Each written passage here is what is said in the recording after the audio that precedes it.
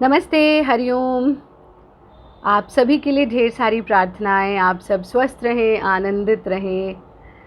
कल का हमारा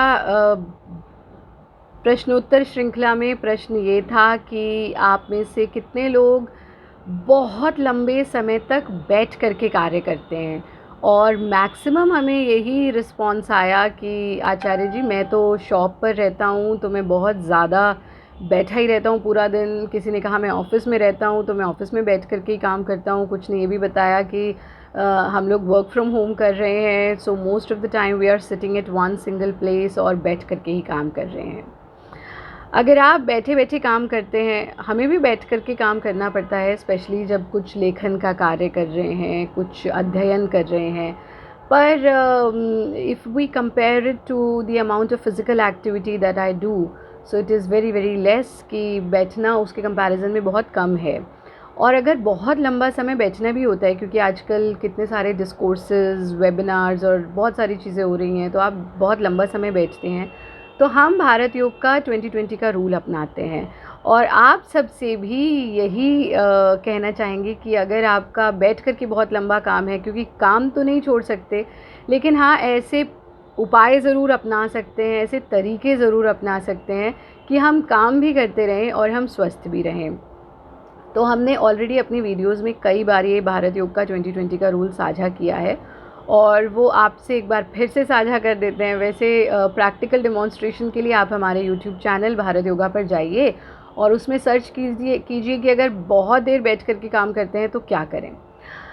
बाकी वर्बली हम आपको यहाँ बता ही देते हैं कि आपको क्या करना है, पर थोड़ा सा समझ लीजिए कि क्यों ये आपकी सेहत के लिए बहुत नुकसानदायक होता है कि आप बहुत लंबा समय तक बैठे रहें।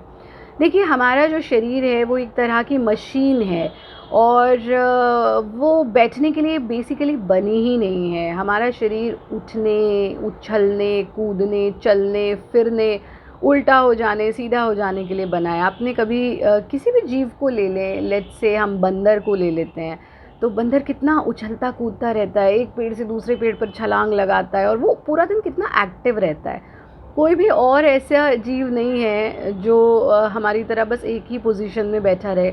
और शायद पहले हम लोग भी ऐसे नहीं थे, लेकिन समय के साथ साथ जब हमारी जीवन शैली बदली, हमारा लाइफस्टाइल बदला, तो कहीं ना कहीं हम उस लाइफस्टाइल में अडेप्ट हो गए। हम अगर अपने अपने एंसेस्टर्स को देखते हैं, और एंसेस्टर्स ही क्यों, हम अपने बड़ों को ही देख लें, अभी रिसेंट जो हमसे पहले की जनरेशन है, हमारे माता पिता हुए, हमारे दादा दादी हुए, ये लोग कितना एक्टिव रहते थे। हमारी दादी 101 वर्ष पूर्ण करके उन्होंने देह त्याग किया, और 101 वर्ष की आयु में भी वो चलती फिरती रहती थी, 3-3 मंजिल ऊपर नीचे करती थी, गाय की पूरी सेवा करती थी, और चलते फिरते ही उन्होंने शरीर त्यागा।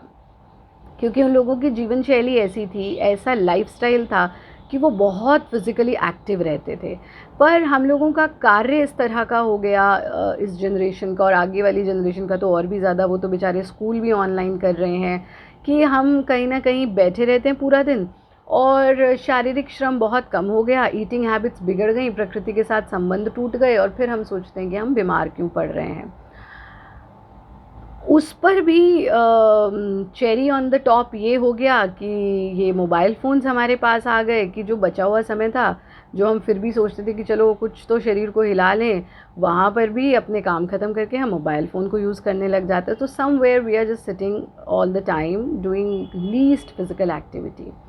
तो ऐसे में जैसे हमने कहा कि कुछ ऐसे तरीके हैं बहुत सुगम से, जिनको अपना करके आप एक्टिव रह सकते हैं। जैसे सुबह शाम तो योगाभ्यास करें ही करें, लेकिन सिर्फ सुबह शाम का योगाभ्यास इनफ नहीं है अगर आप 8-8 घंटे बैठे हुए हैं। तो ऐसे में आपको क्या करना है, आप 2020 का रूल भारत योग का अपनाइए। ये बहुत ही इफ़ेक्टिव रूल है।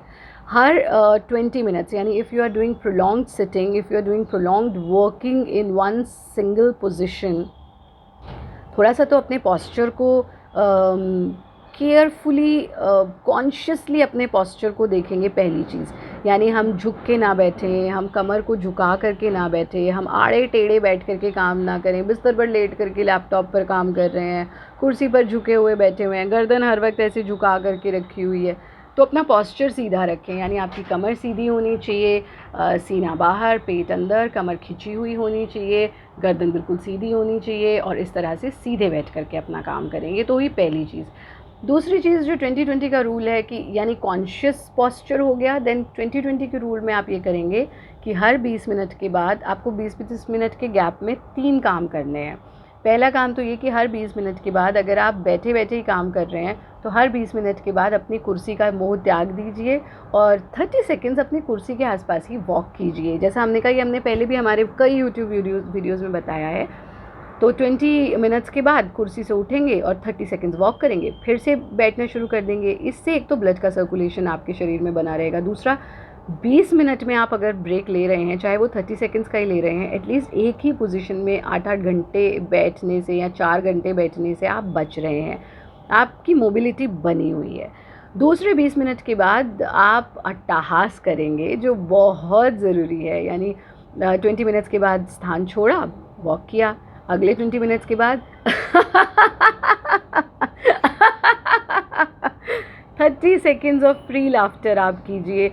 पूरे शरीर में ऑक्सीजन का फ्लोज, ब्लड सर्कुलेशन बेटर हो जाएगा, आप ऊर्जावान बने रहेंगे और बैठे बैठे जो आपके शरीर के साथ हानि हो रही है उससे भी बचे रहेंगे, मानसिक स्वास्थ्य भी बना रहेगा।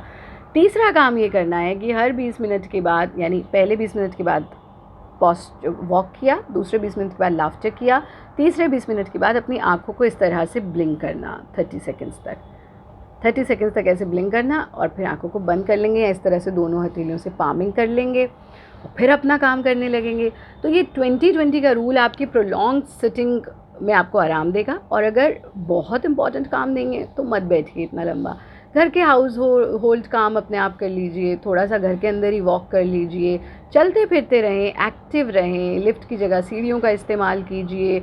ये छोटी छोटी सी चीज़ें करके आप अपने आप को स्वस्थ रख सकते हैं। तो ये तो हुई आज के प्रश्न की बात।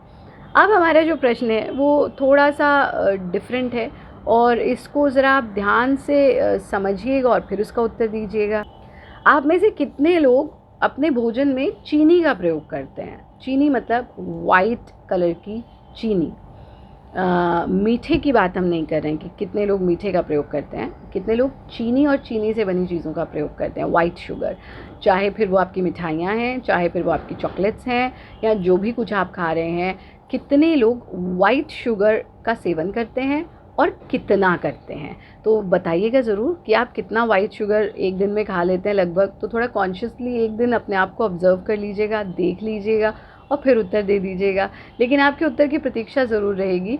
फिर कल हम बात करेंगे कि कितना वाइट शुगर आप दिन में ले सकते हैं, कितना नहीं ले सकते हैं, कितना खाना चाहिए, कितना नहीं खाना चाहिए।